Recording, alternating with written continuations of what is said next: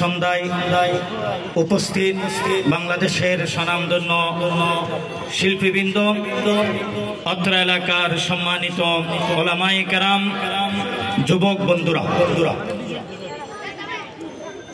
আলোচনার শুরুতেই সবাইকে জানাই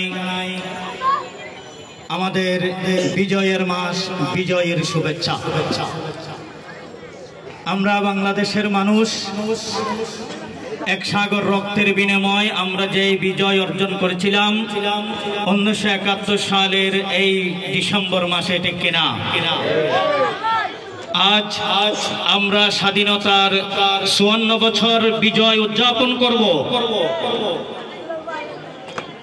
আমরা দেখেছি স্বাধীনতার পর থেকে এই দেশে ভিনদেশী সংস্কৃতি দিয়ে এদেশের তরুণ যুবকদের চরিত্রকে ধ্বংস করা হয়েছে, ঠিক কিনা?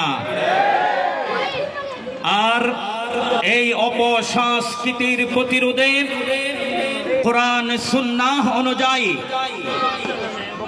ইসলাম শরিয়াহ মোতাবেক এদেশের যুবকদেরকে সংস্কৃতি প্রেমী করার জন্য, এই দেশের অপসংস্কৃতির প্রতিরোধে সুস্থ সংস্কৃতির বিকাশে আমরা মুসলমান, আমাদের মুসলমানের ঈমান আমল আজ ইসলামী সংস্কৃতি এদেশের প্রতিটি মানুষের ঘরে ঘরে পৌঁছে গিয়েছে।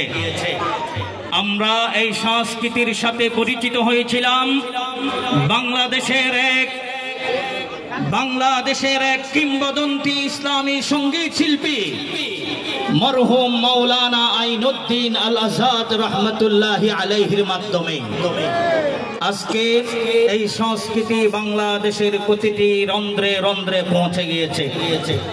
আজ চট্টগ্রামের হেভিন টিউনের এই স্টুডিও অন্যতম হবে। সকলকে প্রিয় বন্ধুরা, আমরা বাংলাদেশের মানুষ, আমরা স্বাধীন জাতি, ঠিক কিনা? আমরা ব্রিটিশদেরকে পরাজিত করেছিলাম, আমরা পাকিস্তানি হানাদারকে পরাজিত করেছিলাম।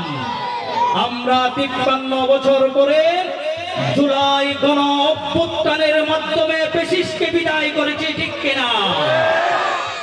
আজ আলোচনার মধ্যে জুলাই আগস্ট গণ অভ্যুত্থানে শাহাদত বরণকারী প্রতিটি ভাইয়ের জন্য আল্লাহর দরবারে তাদের জান্নাতের উঁচু মাকাম কামনা করছি। যারা জুলাই গণ অভ্যুত্থান ফ্যাসিস্ট বিরোধী আন্দোলনে পা হারিয়েছে, চক্ষু হারিয়েছে, পঙ্গুত্ব বরণ করেছে, তাদের সুস্থতা কামনা করছি। যারা মেডিকেলে কোনো চিকিৎসাধীন আছেন, সকলের জন্য আন্দোলনকে বিফল হতে দেওয়া যাবে না, ঠিক কিনা বন্ধুরা? আমাদের এই আন্দোলনে আমাদের প্রতিবেশী ভারতের মাথা নষ্ট হয়ে গেছে, ঠিক কিনা? বাংলাদেশের বিরুদ্ধে প্রতিবেশী ভারত একের পর এক ষড়যন্ত্র করে যাচ্ছে, ঠিক কিনা বন্ধুরা? আমরা দেখেছি গতকাল বাংলাদেশের উপ হাই কমিশনারের উপর ভারতে হামলা করা হয়েছে, ঠিক কিনা? বাংলাদেশের পতাকা উড়িয়ে ফেলে পুড়িয়ে দেওয়া হয়েছে।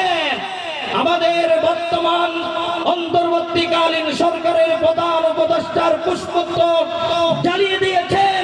আমরা তার তীব্র নিন্দা ও প্রতিবাদ জানাই, ঠিক কিনা?